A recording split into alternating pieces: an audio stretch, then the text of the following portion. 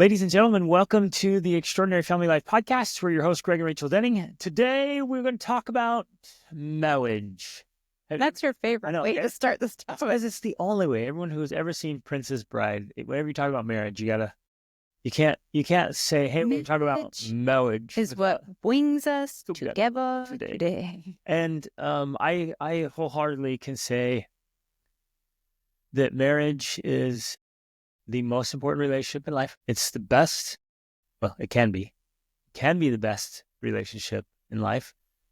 And it is the factor for happiness and joy and meaning and fulfillment and purpose. Well, I think it can either bring the most happiness in life or it can add the most misery. Absolutely. Right? Depending on what kind of marriage relationship you have. And so the better your marriage relationship is, the more happiness you'll experience in life and the more happiness your children will experience in life, because that's directly connected. If you have a better marriage, you're going to have a happier family, you're going to have happier kids. And of course, then the opposite. Are more likely to have a better marriage if you have a better marriage. Yeah. So the more you and I work on our marriage, the more likely our kids are to have a great marriage. Right. Because we're modeling for them what's possible. Yes. Especially as they get older and become more cognizant, and in those years right before they move out and start looking for their own spouse, that's what's going to sink in. That's what they're going to keep and capture. Right. And think, yeah, I want that. And they'll see how to make it work. Yeah. And then on the opposite side, of course, that if your marriage relationship is mediocre or it's not great at all, that also is going to make you more miserable and make your family more miserable and potentially lead to your children having poor relationships or not even wanting to have relationships as a result. In the rare case, like in your case, it actually pushes you to learn how to create great relationships, but that's more the exception than the rule. Yeah, very rare. Yeah. So, I mean, it's a huge deal. And we also know, because many people have said it to us, that the alternative for many people is just like, well, I'm just going to get a dog instead of, having a wife, because that's too much work. But wives are hard. Wives are difficult. Right. Yeah. Being married is difficult. It's a challenge, right? And so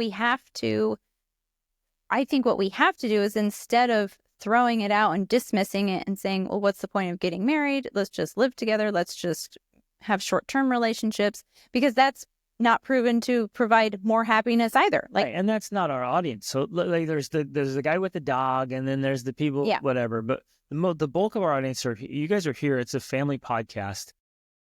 I would say you're married. I don't think anyone's like, yeah, let's just throw this off. That crap doesn't work. Although we do know people personally that's happened to. And, I'm one of our listeners here, and one of our friends, and who's been a coaching client as well. She just sent us a message recently. It was like, what in the world is going on? 4 of my friends just recently got divorced. Their husband just left them. Yeah. And they had at least 3 kids each. Mm-hmm. And she was wondering, like, what's happening? What's going on? And same. Yeah. So it is happening. We're seeing it. So it is happening, and it's terrible.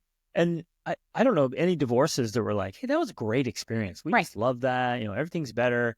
It's just a crap sandwich. Okay. Besides the fact that I've talked about this before, people think that they will be happier if they get divorced, but the statistics, the research actually shows that people who thought about getting divorced and stayed together, 5 years later, they were happier. But people who thought about getting divorced and got divorced, 5 years later, they were still miserable. And besides the fact that if you get divorced and then you try to get into another relationship, which that's just human nature, we want to be in a long-term relationship. That's normal. So if you try to do that, all you're doing is actually exponentially multiplying your challenges, because instead of trying to figure out how to now work with one person, your spouse, that now is your ex-spouse, now you're bringing in his new person and your new person and their children. Like you're literally multiplying your relationships, which actually just makes it harder. Way harder. So it is. But again, that has to be the case sometimes. Yeah, it is. Right. And it's happening a ton. And it's possible to sort that out. But I'm saying, like, if you're in that situation, considering it, and we did a whole episode about when to consider divorce, and we talked through those things. But really, if you can make it work, you should try to make it work, because that's where you're more likely to find happiness, is working through the problems. Where we want to focus today is on making it amazing. Yeah, what we want to focus on Extraordinary. is the vision, the big picture, like looking past all of that, because you may be facing that right now, you may not. Things may be going great, but how do you go from things are not great or things are great to things are incredible, things are extraordinary? In my experience, most couples are in a state of things are okay. Mm-hmm. Yeah. And that's just the norm. So, that's what's normal. That's what's common. That's what's average. That's what's mediocre. Like Mm-hmm. the vast majority of married people are in this, things are okay. And What? and if you were to ask them, they're like, let's survive this together. That's kind of survival mode. Let's just make it work. Mm-hmm. But we want to say, forget the whole make it work target. That target's way too low. Let's make it absolutely amazing. Yeah. And I think that that's sometimes why people don't have a more amazing relationship is because for many people, they actually are setting the bar too low. And I don't think people understand the psychology behind this. When you set higher goals, when you set bigger visions and dreams, you achieve more and have more happiness because you have the high targets, Yep. not the other way around. And so if we don't set high expectations, we actually miss out on some of the happiness and growth we could achieve because of those. Even though people think it's the other way, they're like, what's the point of setting goals? I'm just going to end up being disappointed or what, going to fall short. The reality is it's the other way around. When we are pursuing something bigger, greater than us, that's when we have the opportunity to actually achieve and experience more happiness in the pursuit as part of that process, right? In a very real way, our happiness, our fulfillment, joy is limited by the current level of our marriage relationship.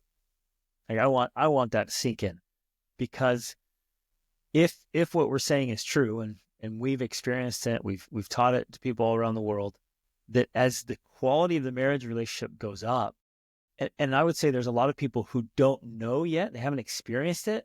It's true for all of us. Until we experience it ourselves, it's this big like, oh, it could be better. I've heard about that, but until you experience it yourself, it's a limiter. Right. And so what's the word? The fullness, the fulfillment, the actualization of our full potential and full joy and bliss and the whole life experience is limited by the quality of our marriage. Which is true, but then the quality of our marriage, tying it back into what we said, is limited by the expectations of what our marriage could be. Because most of us grow up either with, we saw an okay marriage modeled, maybe we saw a great one, or we saw a not great one modeled for us. And then we look around and we see average marriages. And so the expectation of what marriage can be is limited. Really low. So yeah, you're right. So you listeners, how many couples do you know, sincerely know, and you know behind the scenes, not the facade they put on, legitimately behind the scenes, how many people do you know that have a phenomenal marriage? We know thousands of people across dozens of countries, and I could only name a few that I think. On one hand, maybe. Yeah, it's the one, maybe two hands where I'm like, oh yeah, they have an absolutely extraordinary marriage. Now, this isn't to make people feel bad as though everybody's failing in the whole world. I think the point is it's a societal problem. It's not necessarily it's a couple's fault. It's the fact that we don't have it modeled for us in the world. We don't have anyone out there showing us this is how to do marriage. This is how to do it right. This is how to do it well. Simply because it's not out there, that's why so few people are achieving what is possible. Right. And they don't even know it's possible. Right. In part. So they're not investing enough into it, which is what I really want to emphasize today. Mm-hmm. We're not putting enough investment into it. We're just, again, it's nobody's fault. We're not throwing anybody under the bus here. It's this idea of, well, it's every aspect of life. Very few human beings will grab hold of any aspect of their life and be like, yep, I am all in. I'm going after this. I'm going to master this, and I'm going to dominate this aspect of my life. Most of us just by default, 'cause we're born into a society that does it, and this is everywhere. You're just kind of like, we're just surviving. We're going to get by. We're going to maybe do it well. But we're saying the most important relationship in life is worth all the effort and all the investment that you can put into it to get it to a level that I would hope is beyond even your highest expectations, because that's totally possible. Yeah, it is. And that's the emphasis we want to talk about today, because first we want to hold up this ideal. Like that's always been a part of our mission and goal with the podcast and everything we do with the coaching. That's what I was going to say. Also a part of our own success, because you and I live by that. We live by holding it. Like for some reason, I don't know what it is about us. You and I thrive over having this ideal in front of us that seems potentially unattainable and yet somehow is exciting and inspiring. Now, I'll admit, sometimes during certain times of the month, especially for me, that can also feel crushing and overwhelming and depressing. But for the most part, I am a very ambitious person, and I am driven by high ideals. I love the idea of doing something the best that I can do it. And so everything that you and I undertake, including our marriage, we're all in. We're doing it the very best that we can. And we're researching, studying, figuring out how can we make this absolutely extraordinary. So that's the first step here. We're trying to hold up this ideal. It is possible, no matter where you're at, to make your marriage even better than it is now, to get to the point where things are as you dream they could be, right? That is possible. So, but the challenge is nobody knows that, and nobody knows how to do that. So we're going to walk through, how do we do that? How do we get to that place? How do we make our extraordinary marriage ideal a reality? Because we're doing the first step by telling you it's possible, right? We're going to tell you, unless you're some sort of weird mutant alien from another planet, it is possible for you to create a more extraordinary marriage relationship. Absolutely. And I don't know how to best describe it, except that you go to bed with each other, it's peaceful and happy. So I want you to picture this, you guys, while you're sitting here listening. It's like you climb into bed and you're contented, like, and joyful and in love, and you're best friends, and you just had an awesome day.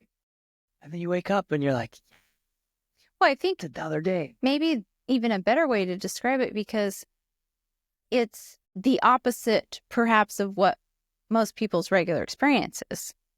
You're not distant and cold from one another.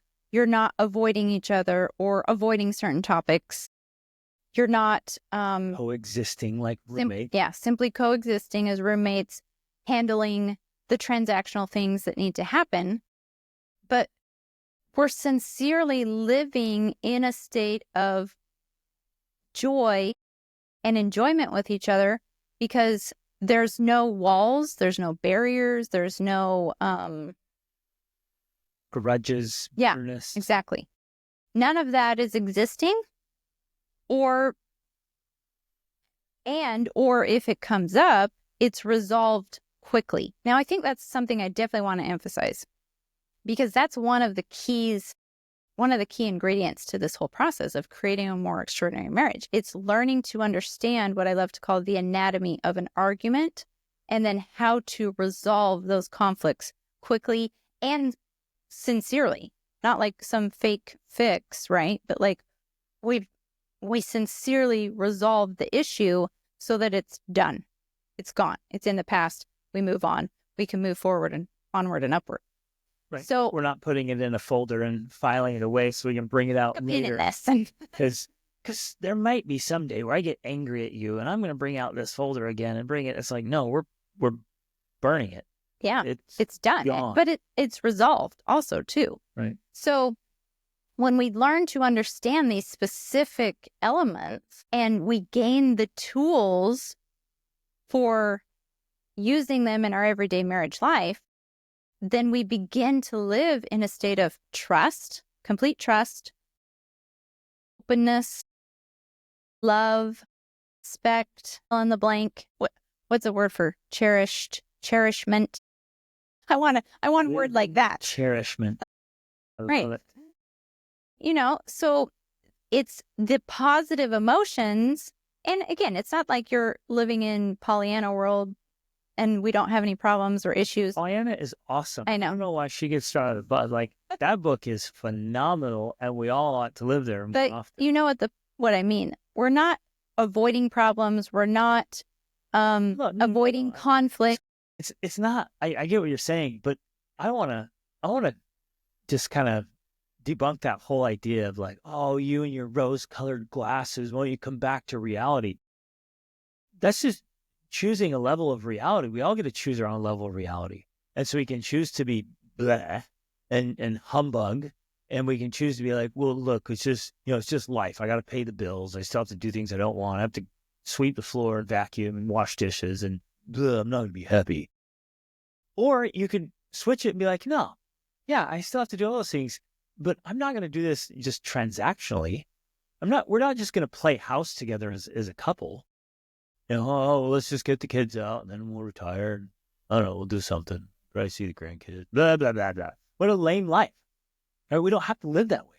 And so we can choose deliberately to be best friends and to be blissful and joyful and happy. Like you and I were coming up on 24 years of marital bliss, and it doesn't have to fade.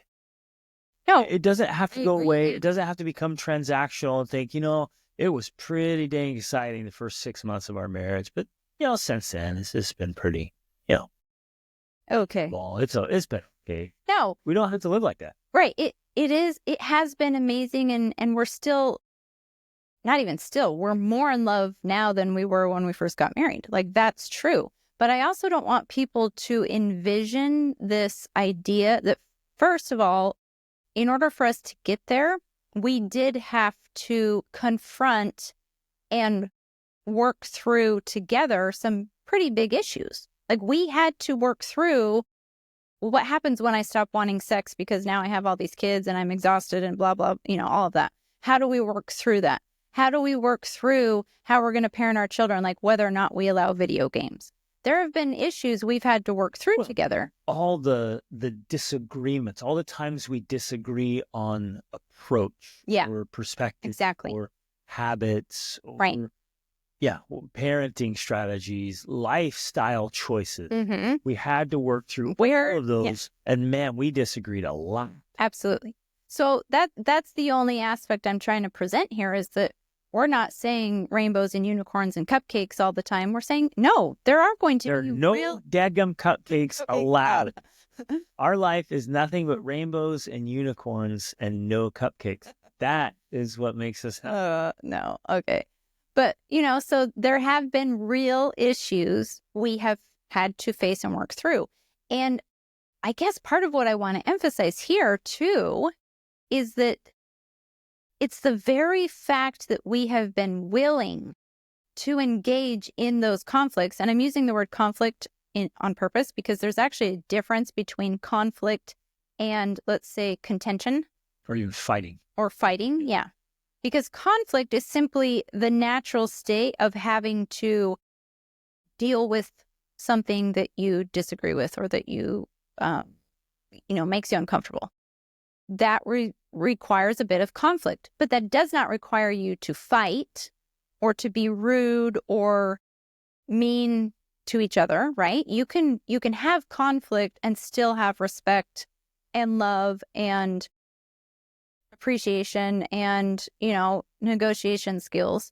So it's a higher form of fighting or working through your problems, right?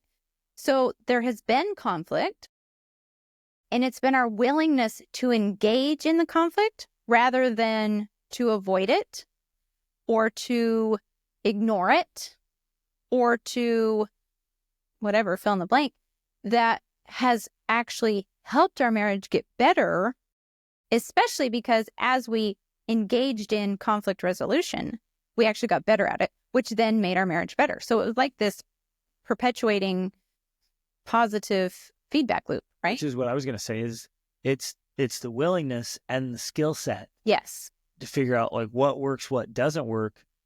Because most of us honestly make marriage way harder than it needs to be. Yeah. I mean, it's hard. It's challenging. It's difficult. But there's little things we do or don't do that make it that much harder. That is self-sabotage, man. Yeah. Stop doing that. So while you're sitting here talking, in fact, the whole time we've been talking, I'm just literally geeking out inside. I'm all giddy because I'm picturing we're leading a couples trip to Scotland. And our couples trips have been some of our all-time favorite memories and adventures. They are off the charts. Awesome.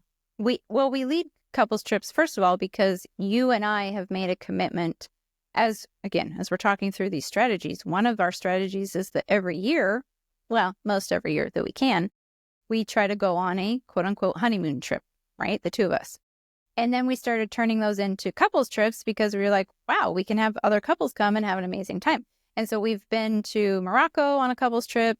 We've hiked the Inca Trail. We chartered a private yacht around the Galapagos. We went to Thailand. That was awesome. And this year we're going to stay at a castle in the Scottish Highlands, which is going to be incredible. And that's one of our favorite places. Yeah, I love Scotland. Love Scotland. Wow. It's amazing. But the reason I'm thinking about it is because in this retreat, this experience, we're going to have so much fun and do so many cool things, create these memories. But we're also going to work through these things and give the couples that come, and it's very limited space, but they get the specific tools and strategies to do exactly what we're talking about. And because you and I get to do coaching every week, I do it every day. I've seen what happens when an individual learns how to let go of things, process, remove old habits that aren't serving them anymore, and create become a new person. And what that does to the marriage and to the kids, and most importantly, to the family legacy. Right. Which is kind of what I wanted to talk about today. The big vision is the family legacy. But going back for a second to what you said, because you were saying that so many people make marriage harder than it has to be through self-sabotage. But one of the reasons they do that is because they don't know what they don't know. They often don't understand that they're doing the very thing that is helping them get what they don't want. Exactly. I remember in some of our coaching, we've talked to people, and one common pattern we see is, especially if the spouses are trying to change and they're trying to help each other. And let's give an example of, the wife wants the husband to take her on dates or something. And so he comes home and he's like, babe, let's go out on a date, And instead of her responding, which is what you should do naturally, right? If you're trying to make your marriage better, that would be awesome. Let's do it. Let's go. And putting all plans on hold, right? Instead, we get upset and we're like, well, why didn't you plan ahead? And why didn't you this? And why didn't you that? You could have told me yesterday. Right. And so inadvertently, we're actually creating more of what we don't want. We're telling them by the way we respond to their little attempt to make our marriage better and give us more of what we want. We're responding in a way that ensures they don't do that again. They're going to be like, oh, I'm not asking her on a date anymore because when I do, she just complains, right? I got a perfect example. A little bit of self-sabotage that's going on there, right? Yep. Now, before you share that, that's not to excuse the guy and say like, well, guys don't have to do any planning or he shouldn't, we're not saying any of that. But what we are saying is when anyone in your life makes the smallest effort to try to be better, especially your spouse, we have to encourage and praise and give positive energy to that so that we can receive more of that in our life. Yes. I was just thinking about the time, I wanted and still want sex every day. just because you're so hot. Just because you're a man. And you're amazing. And so this was years ago, and it was a source of conflict. Mm-hmm. Especially in my childbearing years. Yep. Yeah. Could understand. Nursing, sleepless nights. Of kids. Mm-hmm. Touching. Sleeping in your bed sideways, kicking one of us, punching the other. Those were tough years, but awesome. Man, I miss the chubby little kids.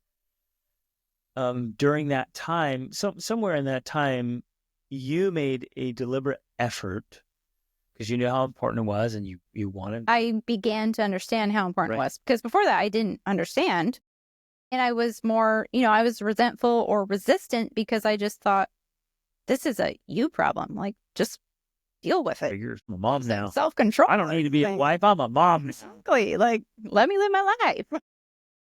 And I remember you came to me, you were I could tell you've been thinking about it, you've been wrestling with it, and you're just like, okay. And this was an awesome effort on your part to move towards what I wanted. And you're like, let's schedule it. And at the time I was like, you can't schedule passionate lovemaking that's spontaneous in the moment because you were doing the dishes and I thought it was sexy. You can't schedule this crap. And that was my initial reaction. It was like, you'll schedule love. Put that on your calendar, right? And my reaction was, and you were taking a step in the right direction, right? Now, at the time, it wasn't like what I was anticipating or the meaning I gave it. Right? And I reacted to you and to that idea. But it was that example of like, no, like I should have been celebrating the crap out of that. Like, because we're like, hey, I want it more. And you're like, I'm exhausted. Okay, let's schedule it so I can at least know. Well, and that was the beginning of me understanding how a woman's mind works and how your mind works specifically. But I was resistant to it because it didn't operate with how my mind works. And so that's a classic example of like, wait a minute, she's trying to make an effort to do the things that I want. Like, let's go. Because clearly on the schedule, on the calendar for 3 nights a week is way better than fighting over it for once or twice a week, right? Exactly. When you're exhausted and not ready. Anyways, that was just an example. That you shared that. And I don't remember actually you responding negatively to that. So that says maybe it was internal. Right. Maybe it was more internal. How could she? But I do remember. No, I gotta say this. I remember thought like, that's how like low I am on her priority list that she has to put me on her calendar. Right. I don't have to calendar her in. She's the only thing I ever think about. Exactly. But from my perspective, trying to understand this whole aspect of you that was different than me, because I also remember being shocked learning about things about a man and how they think and that they think about sex so much and all of these things, and I realized that I had to make mental space for something that mattered to you, because most often what was happening in my mind was I had this whole mental to-do list. I've got to feed the kid, sex. Which didn't include sex, right? Which you obviously probably still even don't understand to this day. But my calendar is just filled with any opportunity for sex. Right. I do other stuff while I'm waiting. You'll fill it in the blanks with everything else.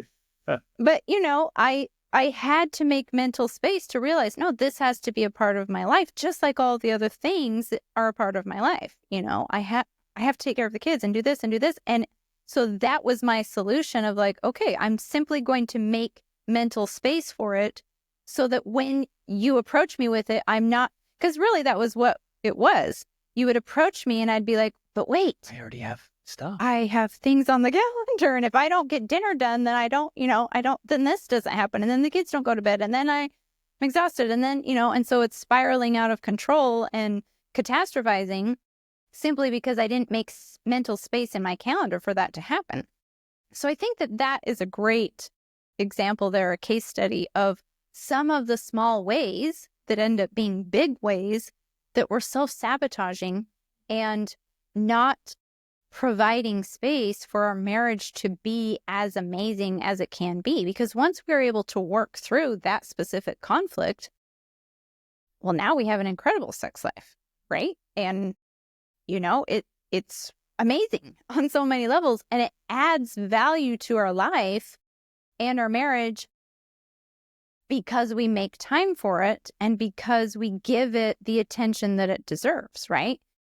That's just one example of how we can come to a more extraordinary, that's not an innuendo there, how we can get to a more extraordinary marriage by getting the strategies, the tools to work through these different areas of conflict in our relationship. Which is why, like a retreat, Scotland retreat, our trips, they're so powerful because, at least in my experience and working with many, many, many couples over years, most people and most couples don't carve out the space and make the time and effort to walk through those processes. Right. And if they try, they often don't know how. They don't have the skills. The power of the coaching experience and the retreat experience. So especially something like this with the Scotland one, it's going to be just a few couples, and we're going to do the work. Right? We're going to go through the process and the tools and the steps and get into the specifics and carve out a space. What's so awesome about these is you leave the kids at home, taken care of by somebody else. You leave work at home. You leave all the other stuff at home, and you just focus on each other. Yes. And on your marriage. That is rare.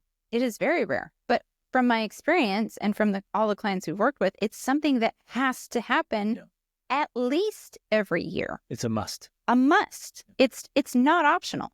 One of the huge advantages we have had, because early on we began designing our life in a way that we could work from home, both of us, and we did homeschool. And so we were spending basically 24/7, 365 days a year together. That you and I always prioritized working through those things, often to the detriment, or at least temporary detriment, of the business or even homeschooling. If something was off between us, if there was some sort of conflict, everything else went on hold and we figured it out. Whether that took hours or days or rarely weeks, everything else went on hold, and we worked through those conflicts so that we could get to the resolutions. And as a result, we've been able to gain a lot of skills and understanding and practices that help us be able to do that amazingly now and to be able to teach it to other people. But that's the disadvantage.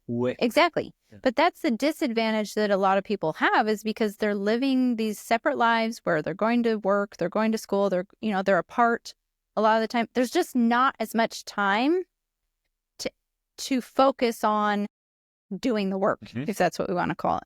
And that's why something like this is an opportunity, because it gives you that time and space to be able to do some of that work, which has huge payoffs. It pays dividends. That's why it's an investment, because the dividends are huge, and the compounding effect. Everything in life comes down to a compound effect. Right. And everything compounds, positive or negative. So a bad habit will compound, a good habit will compound. Investments in our marriage compound.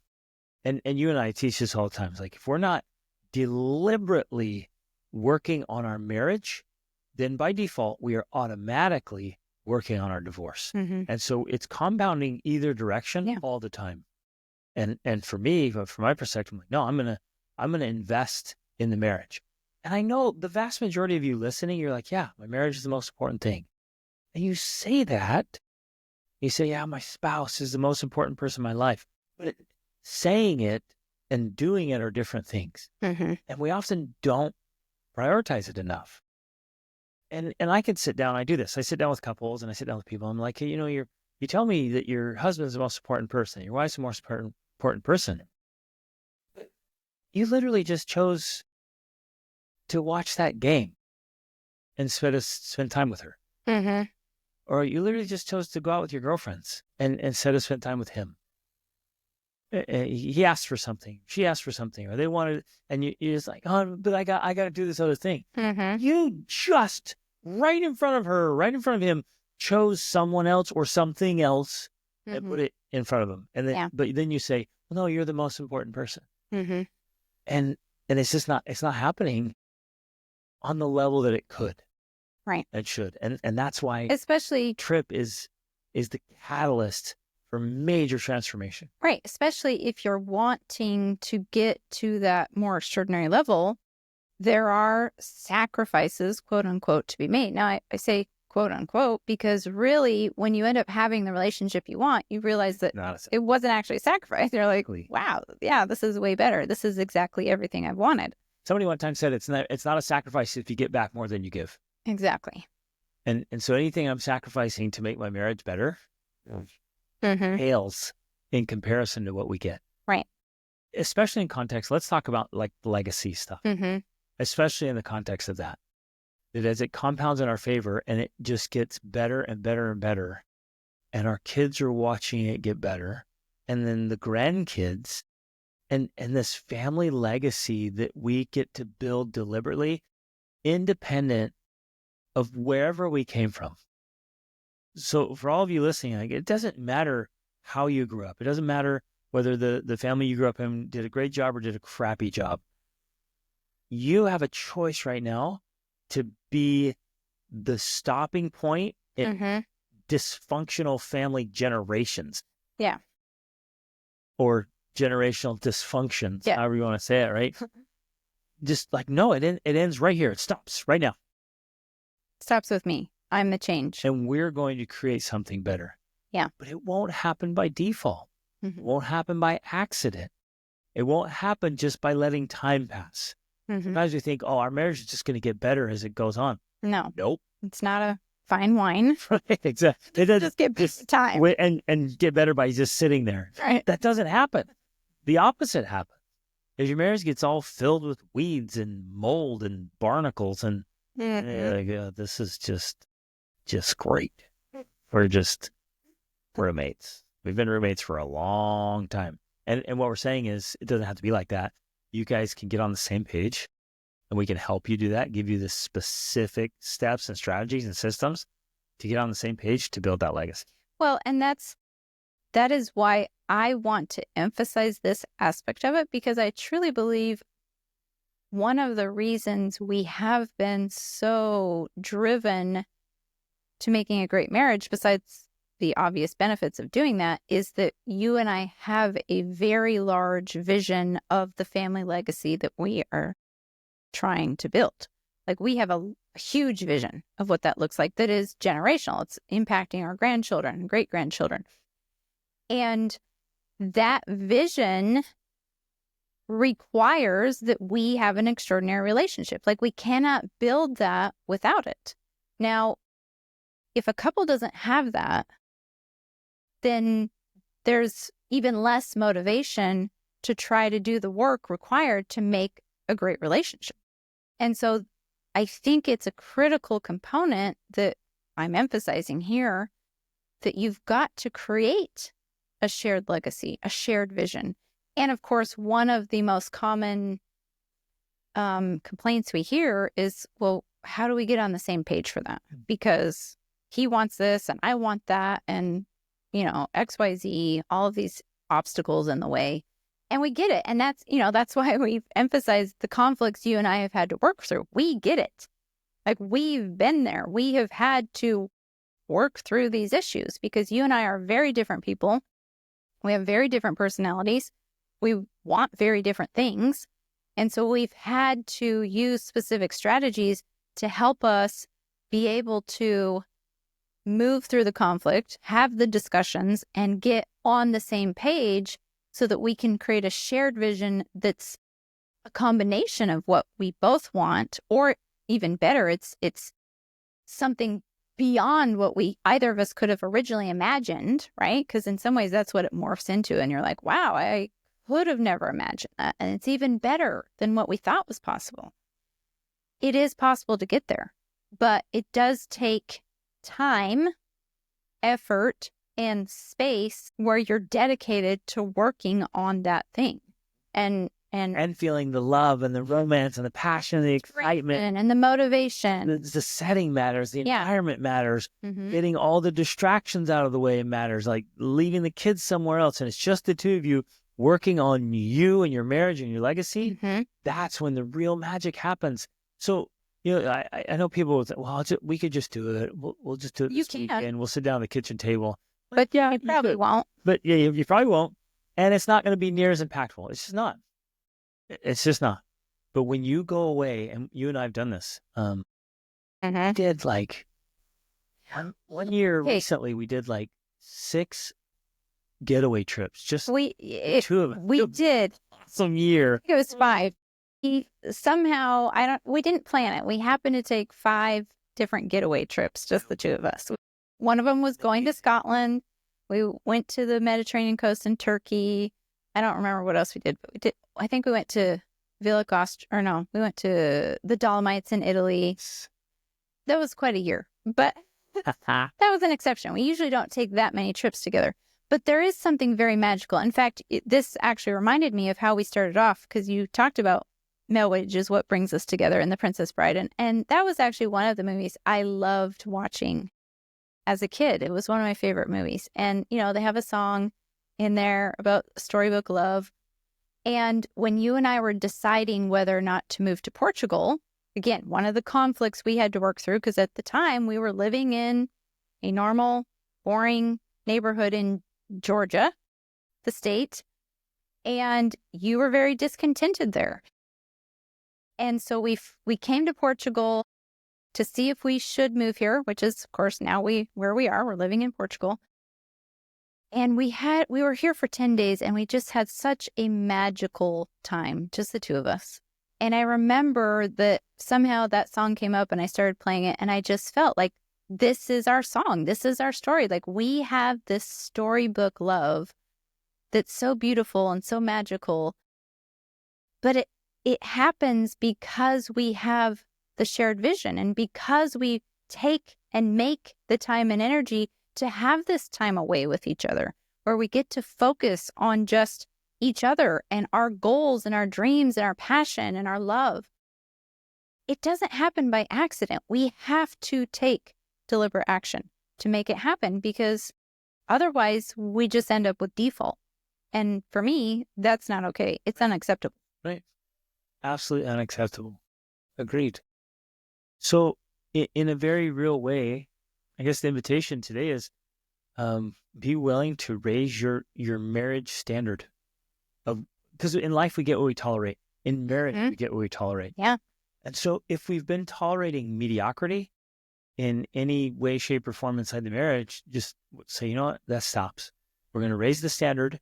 It is absolutely unacceptable to be roommates, to just coexist, to merely be transactional, to check the little marriage boxes of like, we're doing the stuff and things that married people are supposed to do. Like, no way. That's done. And then you're forced, because you raise the standard, then you're forced to find solutions. Like, crap, we've been doing that for a long time. Now what do I do? And I guess I want to extend this invitation. This trip is not for everybody. It is Nor could we take everybody. Right. Well, we only have a few spots left. And so this is for a few of you to really invest and really commit and to create a genuinely unforgettable experience and transformation. To lean into kind of the iconic power couple state and legacy building. Like, see yourself 20 years from now, 30 years from now. What does that look like for your big, big family legacy? And I want you to see both sides. If you just keep going as you've been going, go down that road 10, 20 years. And I asked the gentleman the other day, I said, what does that look like? And he's like, honestly, it looks miserable and lonely. Because he was heading down a path that was not making his marriage magical. And then I have clients I'm working with, like, hey, show me, describe to me your 20 year. And they're just like, right. It's all the kids and the grandkids and everything, this family legacy that's off the charts. And the choices you make right now are determining whether you're going up towards that great legacy or down towards the other one that's an embarrassment. Exactly. And still a legacy, unfortunately. Yeah, you're right. Unfortunately, it is still a legacy. And so, yeah, we definitely are inviting those couples to join. But for everybody else who can't necessarily join or it's not the right time. Sucks to be you. Sorry. Good luck with your life. Good luck with your life. No, there obviously is still, a way to make this happen. It does require more effort on your part. Coaching, it can't be done without coaching. No, that's definitely a part of it. But you have to, and that's the role coaching plays. I mean, that's one of the big benefits of coaching is that it forces you to take a time once a week, at least, to focus on how do I change this? Yep. How do I make this better?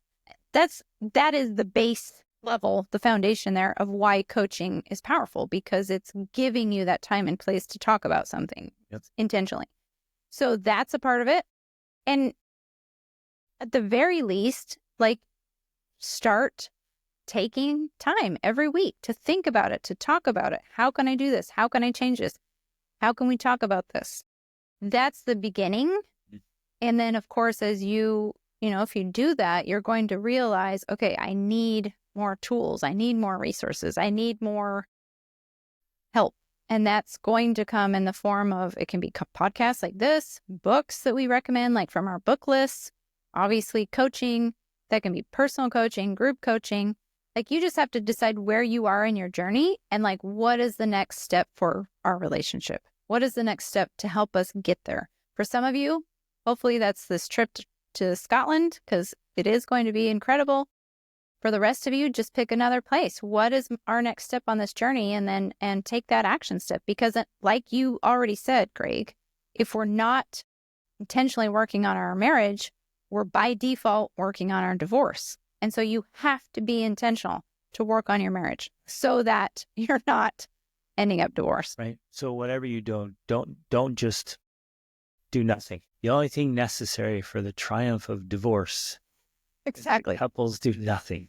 Or not even divorce, but just living together in misery, which is just as bad. Yeah. It's terrible. So pick something, get gritty, get intentional, get deliberate, start writing things down. I love your suggestion. That's the best place to start. Hey, wait, what would make our marriage magical? We have a whole 30-day marriage challenge that actually helps with that. It's a whole writing process that they go through, which is so powerful because you start thinking about it. You think, what would make it better? And usually wives are better at this than husbands. Husbands be like, more sex. Right. Wives are like, I just came up with a list of 507 things. Well, the irony is it's actually the things keeping him from getting sex that are on her list of what would make their relationship better. We got to negotiate that a little bit. Can I work on a few of those and get rewarded as we go? Rewards are great. They work great. So, but work on it. And please don't be afraid to dream about it and hold up the ideal. And I know there's a lot of you listening to this who it feels very one-sided, like you're the only one working on your marriage. And we want to remind you that even if you're the only one working on it, what you bring to your marriage makes your marriage better. So if you add to the sum total, whatever effort that is, it makes the marriage better. It can't not. And I know from conversations with a lot of you, it feels like you're the only one working on it. You've been working on it for years and you feel like you're the only one that cares. As challenging and as hard as it is, keep caring and keep pushing for those changes and improvements, because the alternative is just an absolute crap sandwich of misery. So just keep working on it. Keep improving it. Man, you guys, it is worth every investment, every effort. The things I suffered watching my mom go through her fighting and divorces. What whatever, just the things we suffered as kids, but the things she suffered going through that with all these little kids, it's brutal. I can't even imagine that from her. And then I end up out on my own and so lonely and I just daydreamed, and dreamed at night about being married to you and creating this extraordinary life we have, which is way better than I dreamed. My dreams were back then. And we far exceeded our dreams and continue to do that. Yeah. And like I don't know how to adequately articulate it, because just the day in, day out, like the stuff that people call mundane, is so awesome. Like our life is so good that even the boring stuff is not even boring. Even the transactional things of just running a house and a family is like, this is awesome. Just this morning, we were working out in our gym and you're just like, I'm living my dream. Yeah, I was. So down there, our son was working out with us and Rachel and I were in the gym working out. The dream, living the dream. And it's true. And it's awesome. And it's worth it. Oh my gosh, it's worth it. Invest in it. You guys invest in the coaching, invest in this retreat with us. Because you're investing in yourself and you're investing in your relationship. Investments pay off. Like, I ask people that. I'm like, in fact, I was working with this couple once and they're like, oh, no, that's a lot of money for coaching. I'm like, okay, hold up a minute here. How much would it be worth to you to just stop fighting over the things that you guys are chronically fighting over? Because I've worked with several couples that, in fact, a few of them, literally from the time they got married until the time I started working with them, they'd just been fighting. It was like chronic fighting. It's pretty, and they fight over the same dumb things. And it's just, they get in the habit of fighting. It's like, yeah, we've been fighting our entire marriage. I'm like, well, how does that feel? How awesome is that? We hate it. Oh, it's terrible. In fact, they came to me at points like, okay, I'm done. You know, I endured the fighting for years. I'm done. I'm out of here. And I'm like, oh, hold on, I can help you stop. And I'm like, what's that worth to you? Is it worth thousands of dollars to be done fighting and be in love? And like, well, yeah, duh. To know they said, yeah, they're like, yeah. I'm like, and the way I ask is like, what's your biggest pain point in your marriage? It's like, oh, that's terrible. And like, put a price tag on that. What's that worth to eliminate that pain and suffering from your marriage? You're like, man, I'll pay just about anything for that. And not just for this year, but and I framed it like that. I'm like, what if you just go this entire year without that pain? I go, wow. Like, what if we like solve the problem for good indefinitely the rest of your married life? Now you save your marriage, but not only do you save it, it's not just survival, it's awesome. And you go on and like bliss and love, what's that worth? Put a price tag on that. And obviously you're like, well, duh. It's priceless. It's priceless. So they're like, well, yeah, then buckle up, pay for it. Well, but I don't have the money. Figure out how to get the money. When it matters that much, you'll find a way. I think the best news was that couple decided to sign up and they stopped fighting. Like it changed. It changed everything. I can think of two couples I worked with recently. Like they were fighters. Man, they were fighters. And both of them, we eliminated it and they are in love. And they keep messaging me like this is the best we've ever been. Romance, friendship, sex, raising the kids, having more kids, like it's, pursuing goals and dreams. There wasn't even any mental or emotional bandwidth to set goals because it was just endless fighting and just wondering, did I marry the wrong person? Yeah. And it's like, no, is being the wrong person. You're just self-sabotage, right? You're doing it wrong. And so like, here's you helped them to see the patterns that they were involved in, but weren't aware of. And understanding the anatomy of an argument and all of that. And it's not that insanely hard. Right. All you have to do is just be open to change. And they're like, hey, try this. And you're like, try it. I'm like, wow, that actually works. Of course it works. And so at the risk of giving, quote, bad advice, there were even times that Rachel and I pulled out a credit card and paid for things because we knew we had to invest in us. Yeah. And in our kids.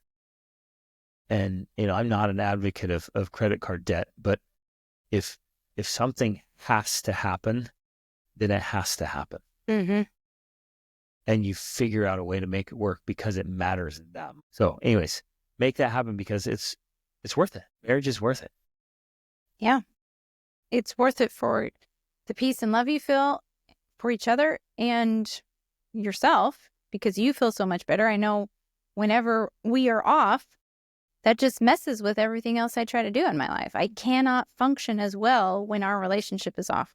And then, of course, that affects the children. It can't not affect the children. Right. So for me, it's always been worth it for that. Like, I am so passionate about ensuring that my children have great relationships. And that starts with me having a great relationship. I have to model the way, and I have to ensure that their childhood is filled with love rather than angst and fighting and mistrust and all of these horrible things. That's why it matters so much to me. It's worth every sacrifice. Yeah. It's worth everything you have to do in order to make that a reality. Yeah. And going back to what I was saying before, like, go to bed happy, get up happy, go through your days happy, joyful, blissful. As a man, I feel like when things are good with you, I feel like I can just take on the world. I can slay dragons all day. Like, everything's right in the world as long as things are right with you.